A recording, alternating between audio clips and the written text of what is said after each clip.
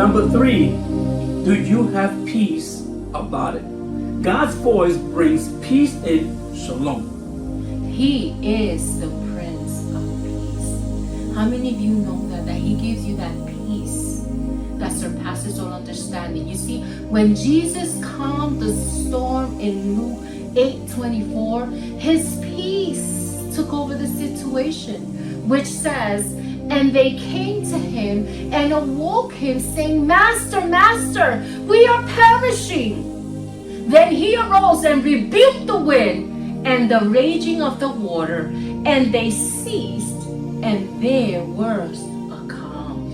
Emotion was fear, but Jesus in the Spirit calmed the storm. If you feel tension or doubt, that is often a sign that God isn't leading you. You see, in Colossians 3:15 it says, and let the peace of God rule in your hearts, to which also you were called in one body, and be thankful. You see, the word rule in this verse can also mean to be a referee or an umpire. So God uses His peace to confirm His will. So if God is leading you, His peace will be your guide. Number 4, of things falling into place. Our circumstances are aligning with what you believe God is saying. You see, sometimes even when you're sure God is speaking, sometimes circumstances, they might not support you. While there are other circumstances that you are alone and there isn't any proof of God's voice, but God often aligns things to confirm that He is in control. There is a story, the story of Gideon. God aligns circumstances to confirm His will. We read that in Judges chapter 6 verse 39 when it says, then Gideon said to God, do not be angry with me, but let me speak just once more, because he didn't have that much faith. Let me test, I pray, just once more with the fleece. He used little fleece. We don't use that today. Let it now be dry only on the fleece, but on all the ground let it be dew around it. And God did so that night. It was dry on the fleece only, but there was dew all around it. You see, God sometimes arranges circumstances as a confirmation that He is leading you. Another example is the story of Abraham's servant as he was seeking a wife for Isaac, and you can find that in Genesis 24. It says that he prayed the simple prayer. Simple. And God helped him by aligning things perfectly. It is worth noting that spiritual warfare can sometimes be a sign that God is indeed speaking to you. Your spirit will help you discern the difference. Number 5, what do your trusted mentors say? What do your mentors, spiritual leaders, and trusted prophetic voices in your life are saying to you? Do they confirm the word, or do they see a red flag? Sometimes it's not all the time going to be something good. Sometimes you're going to see some red flags.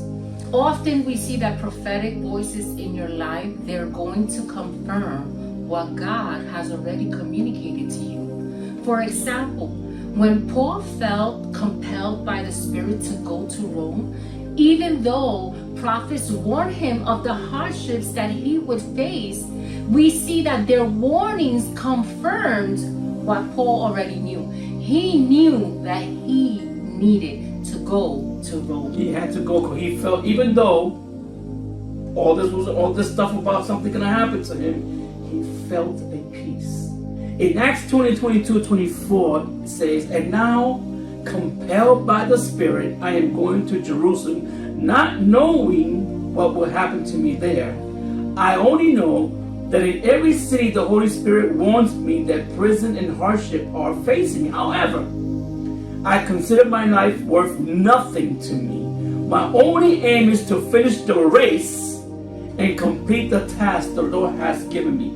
The task of testifying to the good news of God's grace. It is important to rely on other believers to help discern God's voice in your life. If you're married, ask a spouse. I ask my spouse sometimes. My wife tells me, sometimes she confirms, sometimes in the wait, sometimes tell me no. Pray about what you're hearing. So don't rush into decisions that could definitely impact your life and family without the confirmation of the people that support you, those trusted people. You know, there may be times when God guides you according to His word, your inner witness and circumstances, but you won't find support from those around you. This can happen. Just keep praying for a deeper conviction in your spirit. This was true of the prophet Micah, who clearly heard from God while other prophets missed it. They just missed it.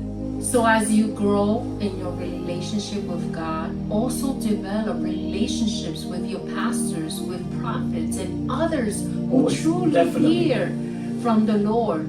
Ask them to speak into your situation. This will help you walk in wisdom. And if you miss something, they can guide you accordingly. We know it isn't easy, but you are surrounded by great spiritual leaders. There's people out there who knows and they have heard the voice of God clearly. We are here also to help you.